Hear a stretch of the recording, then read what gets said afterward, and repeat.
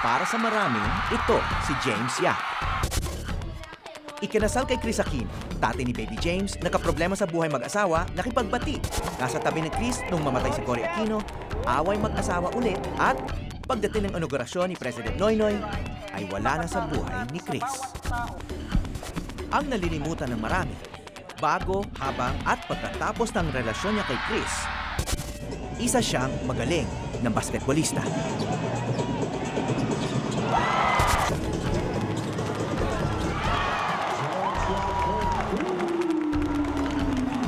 That's the brilliance of James Yap. He can focus on what's important on the court despite the fact na meron siya mga problema.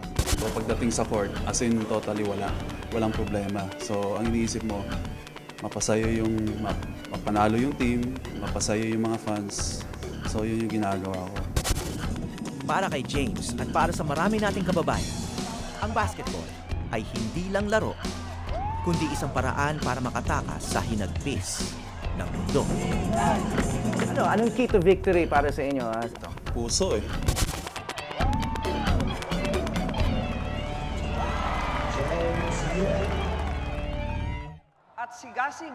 Sa nakaraang makasaysayang okasyon para sa bansa at para sa pamilya Aquino, may hindi nakarating.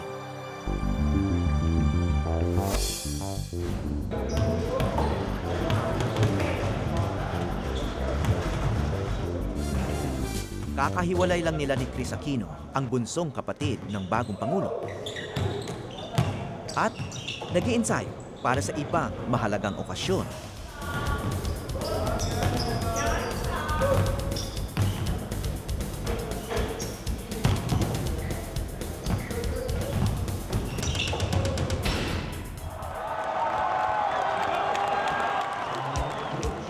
Ang Derby Ace, team ni James Yap, ay may pag-asa na namang maging kampyon ng Philippine Basketball Association.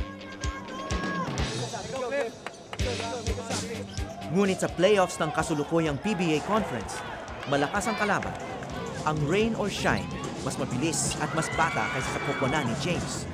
Mas magaling pa ang import nila.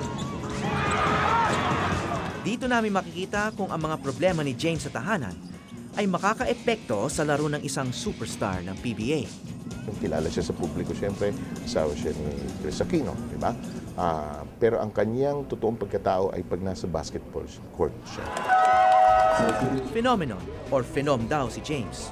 Bihira ang tawaging phenom, minsan-minsan lang sa isang henerasyon.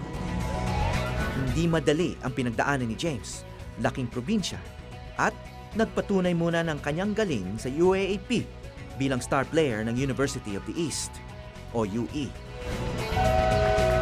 Kumukonti na ang mga galing UAAP sa PBA.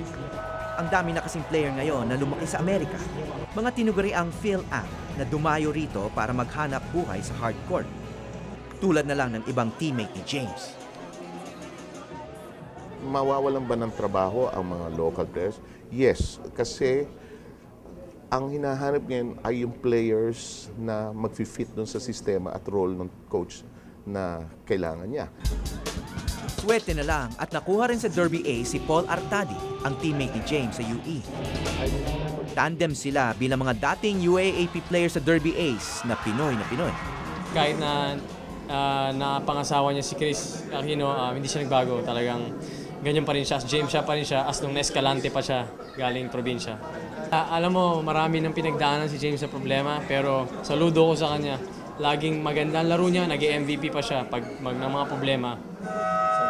Baldadong haharapin ng Derby Ace ang kalaban dahil dalawa sa kanilang bituin, si Kirby Raimundo at si Mark Pingris, ay hindi makakapaglaro dahil sa injury.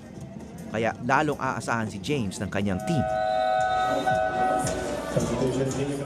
I think one of his assets is yung malaking kamay niya. Tuwing may import kaming dadating, sinusukat ko yung kamay ng import sa kanya. Siyang parang standard ko dun sa kamay because we measure this. His span is 11 inches. The hand, from the finger to the small finger to the thumb, it's 11 inches. You can just imagine, halos isang ruler yung lapad ng kamay niya. Nakikipagpalitan siya ng basket sa dalawang Phil-Am ng Rain or Shine na sina Rosol Mercado at Gabe Norwood. Pero sadyang maliliksi ang mga kalaban. Sinimulang malasi naman ang team ni James. Pagkatapos ng first half, ay tinambakan nila ang Derby Ace ng 18 puntos.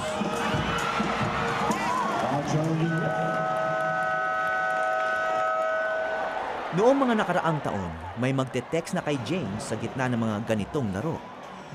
Basketball fan talaga siya.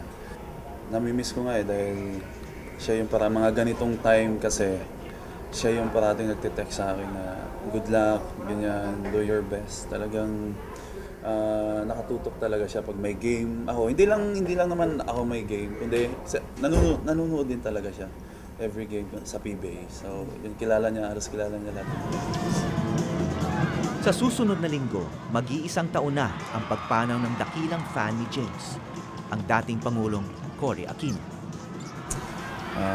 Sobrang blessed ako dahil nagkaroon ako ng gano'n na mother-in-law. So, hopefully, tulungan niya kami ngayon kung saan man kami ngayon.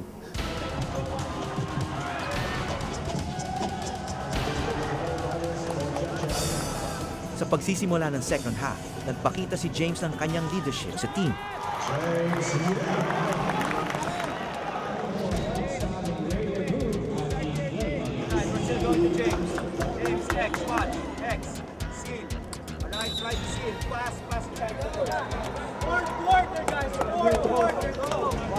Alam ng lahat, lalo na depensa ng rain or shine, na kay James nakadisenyo ang mga play ng Derby Ace. James is a scorer. If you want something to happen on the court in terms of your offense, you go to James. Dahil sa higpit ng depensa sa kanya, walang magawa si James kundi ipasa ang bola.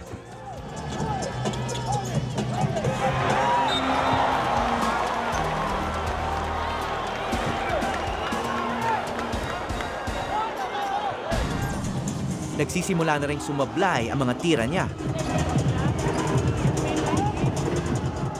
Mortal rin pala ang isang James Yap. Ngunit gumagawa rin ang mga teammate ni James at ilang beses din nilang naitabla ang score. Pagpasok ng last 2 minutes, lamang ang rain or shine ng isa. 96-95. Natapos ang fourth quarter sa score na 102-all. Sa una naming panunood kay James Yap sa Araneta, umabot pa sa overtime at gumawa siya ng 34 points, ang kanyang season high. Kung may epekto man ang problema niya sa tahanan, walang nakahalata. Ang ginagawa ko, iniiwan ko yung problema ko sa bahay. And syempre, ito yung, kumbaga, syempre dito sa dugout, may pumapasok pa. Pero pagdating sa court, as in totally walang problema. Ngunit hindi pa tapos ang laban. Pagpasok ng overtime, malalaman na sa wakas kung sino ang uuwing lamang at kung sino ang uuwing luhaan.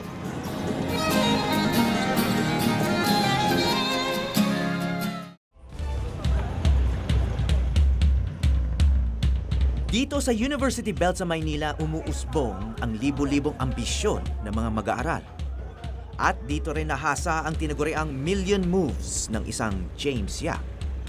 Ilang metro lang mula sa University of the East, kung saan nag-aral si James.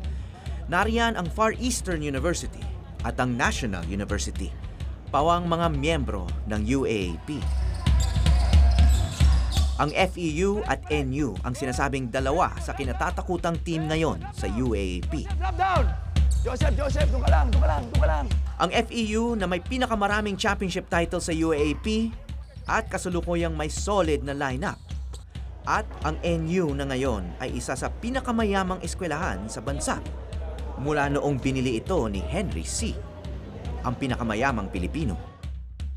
Nakasandal ang pag-asa ng bawat team na manalo ng championship kina Aldrich Ramos ng FEU Tamaraos at kay Joseph Kokoy Hermosissima ng NU Bulldogs. Mga phenom ng kanilang koponan. At dalawa sa nag-aambisyong sumunod sa yapak ni James Yap.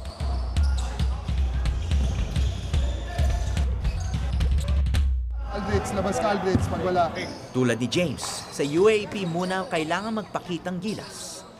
Sa dami ng magagaling na Phil-Am na dumarayo rito para maglaro, lumiliit ang tsansa ng mga phenom ng UAAP na kukunin sila ng PBA.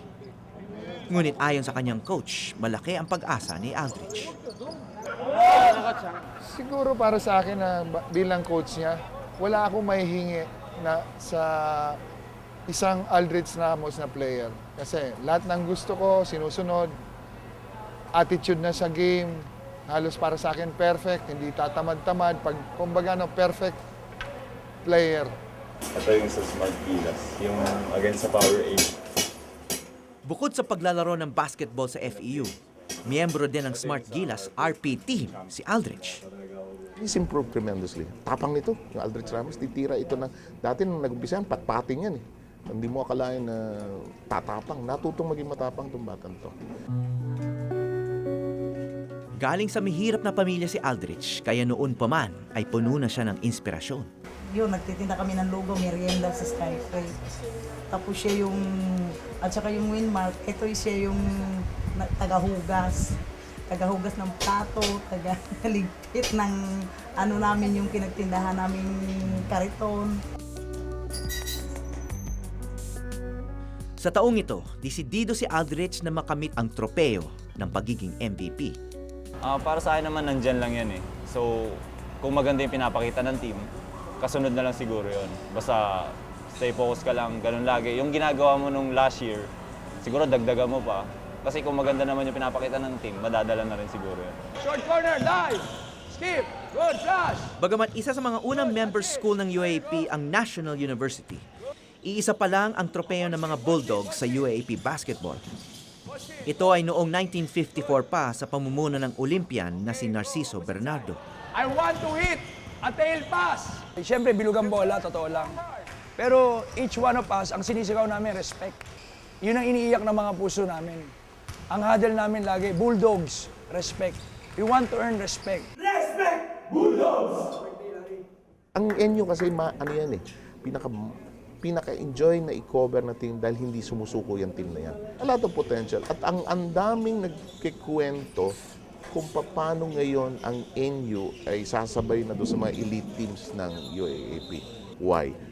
Nagkaroon na sila ng pagkakataon mag-train abroad. Ang ginagawa ng UST, Ateneo, LaSalle, and some of the other schools, they go to the United States to train as a team.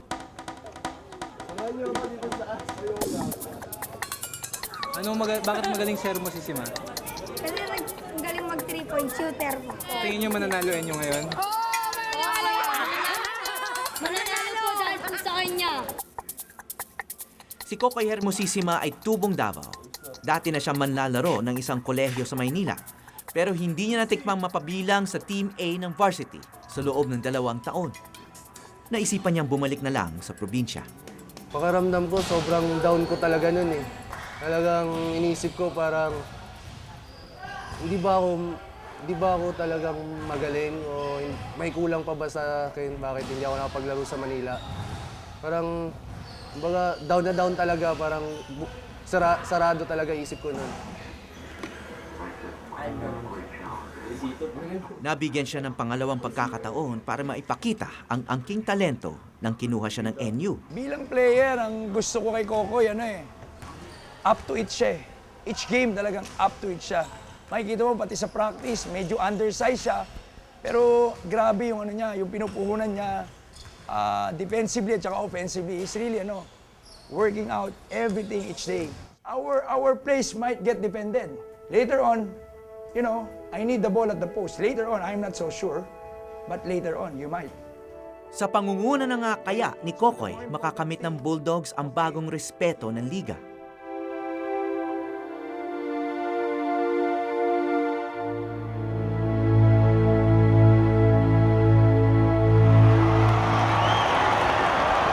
Limang minutong extension lang ang overtime sa PBA quarterfinals.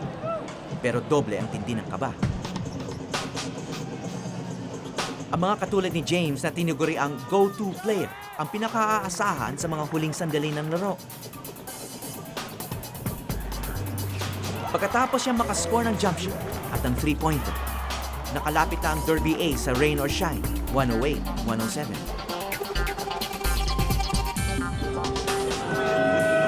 may natitira na lang na 18.4 segundo sa orasan at sa Derby Ace ang bola.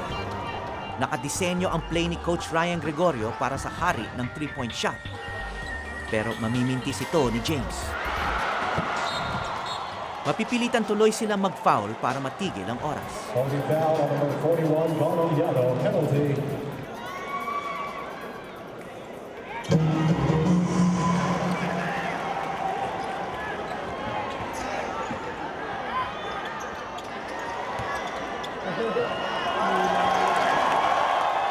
Natapos ang laro sa score na 117-111 at lamang ng 2-1 ang rain or shine sa best of 5 series.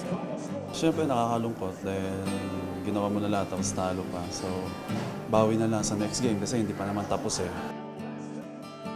Ibig sabihin, kung mananalo ang rain or shine sa Game 4, ito na maaari ang huling laro para kay James Yap sa season na ito.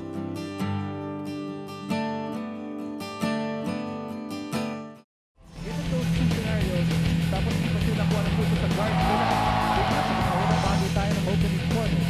3 seconds to go. Jeff Chan will launch it. At the buzzer. Yes, sir! Exactly baskets coming from the outside. It's just showing his confidence on the nawala si Sol early. As you can see, they're having trouble creating for the rest of the team. On the move.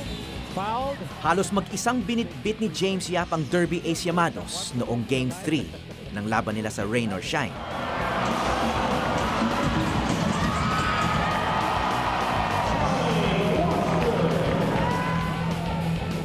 Nagtala siya ng season high na 34 puntos. Pero natalo pa rin sila ng Rain or Shine 117-111. Defeat is never okay. Defeat, if it is possible, should not be a part of our vocabulary, especially James. I think he has this great desire to win, and losing is never an option to him. But we also are aware of the fact that you can't win all the games. I'm sure in the next games, he will lift our spirits up by his heads-up play, and he will lead this team to victory. Mainit man ang issue ng hiwalayang James at Chris na natiling mabangi si James sa court. Pagdating sa court, totally walang distraction.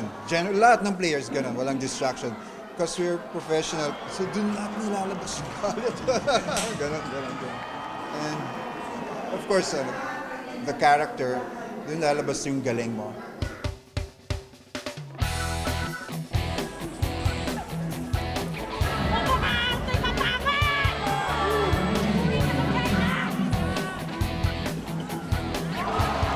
Para sa Game 4, may bagong import ang Derby Ace na si Tony Washa. Nakararating lang sa Pilipinas.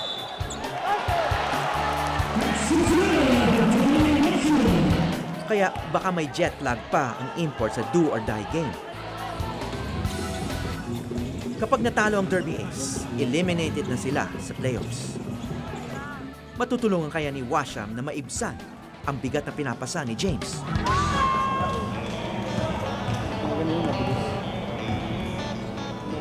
Sa kabilang dako naman, naghahanda na ang FEU at NU para sa kanilang pagtutunggali. Nung nasa Araneta nga, para akong naiihi, tatayo, uupo. Kaya sabi ko sa TV na lang ako manood kasi nung laro ng Ateneo, naiihi ako, tatayo ako. Hindi ko maintindihan.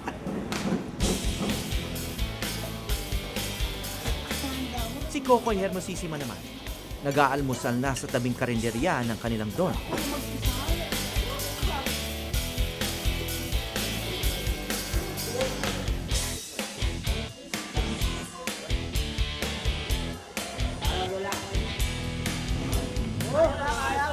Ayaw mo naman yung mga pants mo!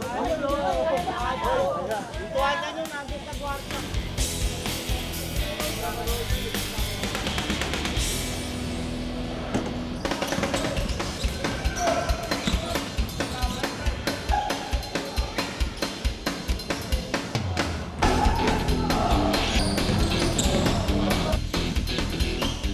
Parehong matindi ang pressure sa dalawang kupunan. Yung Hermosissima lang, si Kokoy Hermosissima. Yun lang yung siya lang yung naka-points na marami sa akin. Tsaka yung big man nila si Ramos. Tsaka si Cervantes. Yun yung kailangan naming depensahan ngayon.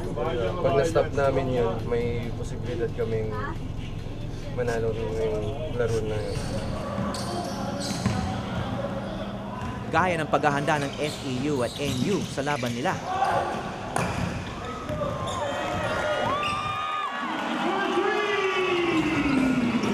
Abala rin si James Yap at ang Derby Ace kontra sa Rain or Shine.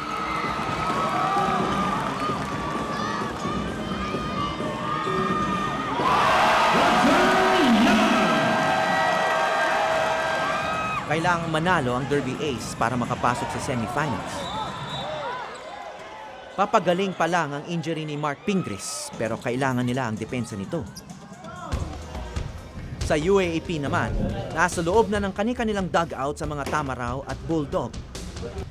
Nagkaaberya pa sa loob ng dugout ng mga Bulldog. Gaya ng narinig niya sa sinabi ng kanyang coach bago ang laro. Nagmistulang David si Coco sa pangunguna ng opensa ng NU Bulldogs laban sa mga Goliath ng FEU Tamaraw. Lahat halos ng binitawang tira ni Kokoy ay nagmistulang tirador na tumatama sa ulo ng Goliath. Kung kaya, hindi nakalayo sa kanila ang FEU. Samantala, si Aldrich naman, bagamat hindi gumagawa ng puntos, ay malaki ang naiaambag sa depensa para limitahan ang scoring ng NU.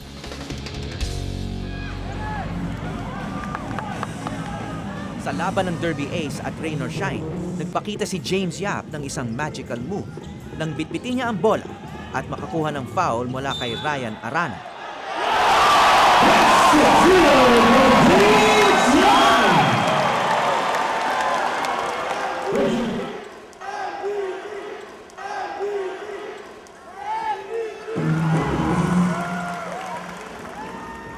Dahil sa init ng laban, nagkakapikunan na.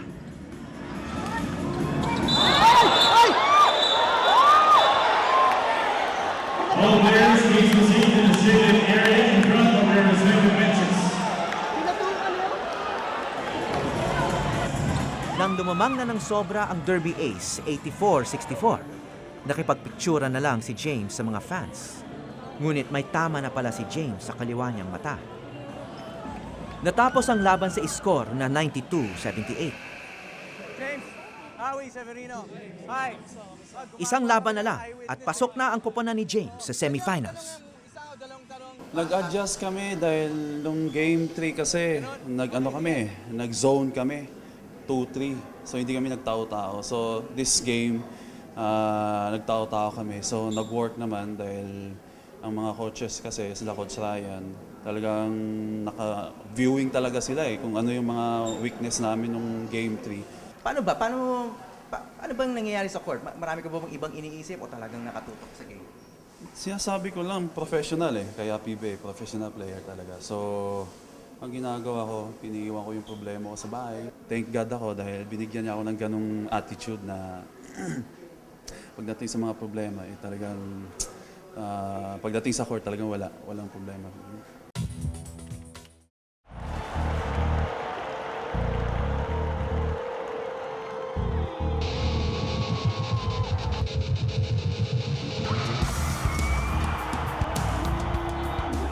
Idol ko talaga si James Yap. Kasi sa kanya nakita ko yung leadership sa kanya. Tapos kung paano siya maglaro. Tapos sobrang galing niya Lalo na ako sa 3 points. Talagang nagalingan talaga ako sa kanya. Sobrang humble niya sa court. Sobrang tahimik lang siya kahit makashoot siya. No reaction. Bihira yun lang. Tsaka magaling talaga. Sa dami ng player ngayon sa PBA na galing Amerika, maaaring mala James Yap na galing na lang ang papasa sa mga lokal na player. We gotta play it with our hearts. Let's go!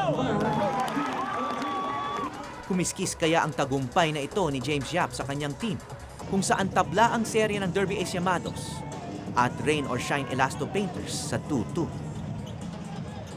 Shoot mo! Shoot! Shoot! Samantala, makapigil hininga naman ang laban ng mga Tamaraw at Bulldog. Sa kabayanihan ng maliit na maliksi na si Kokoy Hermosissima, Nalamangan ng NU ang FEU ng 6 na puntos. Secure the extra pass. Secure the extra shot. Your state. Eric and Marco. Valora on the break.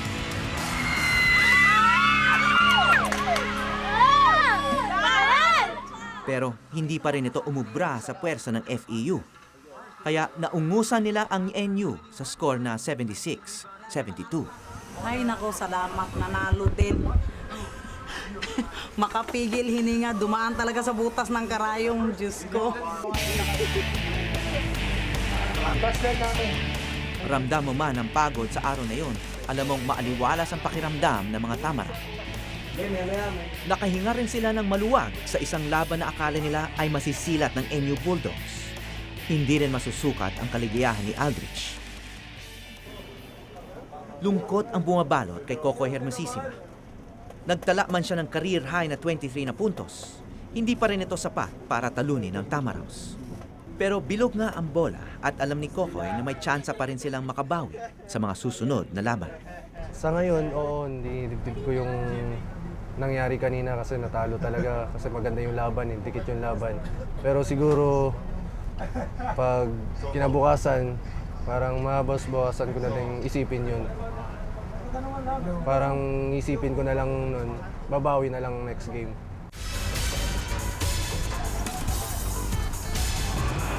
Sa loob naman ng Araneta Coliseum, tinambakan agad ng Derby Ace ang Rain or Shine 58-40 sa pagsisimula ng second half.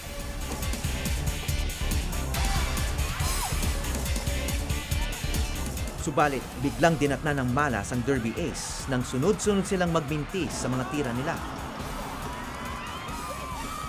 Maging sina James Yap at Tony Washa ay nahirapang papasukin ang mga ipinupukol nila.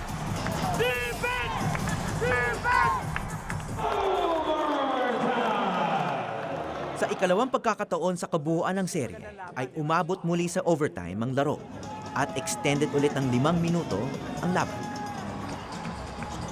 Suot-suot ang dilaw niyang sapatos sa alaala ng kanyang biyanang si Madam Cory Aquino.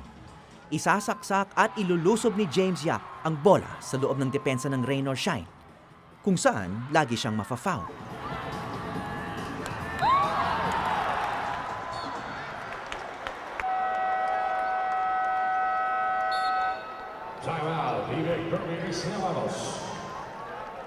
Tumataas ang tensyon sa sunod-sunod na timeout ng dalawang magkalaban. Hawak mo na, Jay. KG, I want you to be here. We have to win it. Let's go. Let's go. Let's go.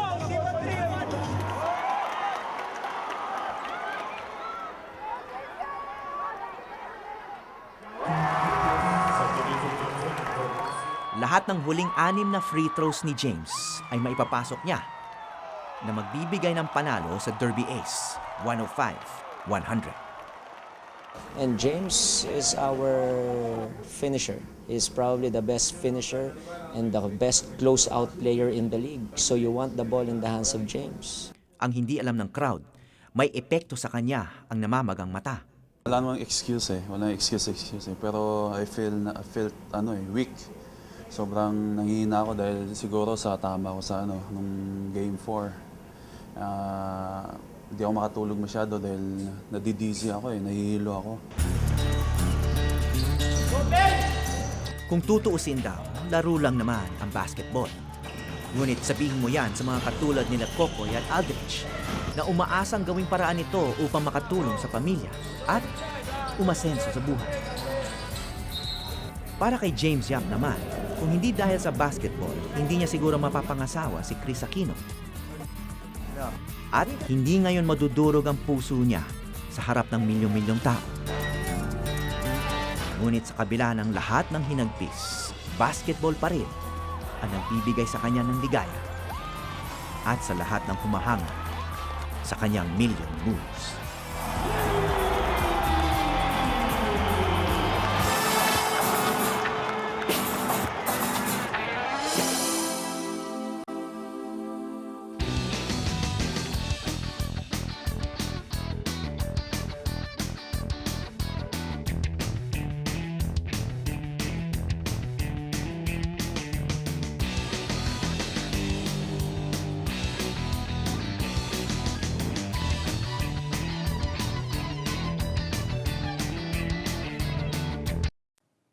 Maraming salamat sa pagtutok sa Eyewitness mga kapuso. Ano masasabi niyo sa dokumentaryong ito? I-comment na yan at mag-subscribe sa GMA Public Affairs YouTube channel.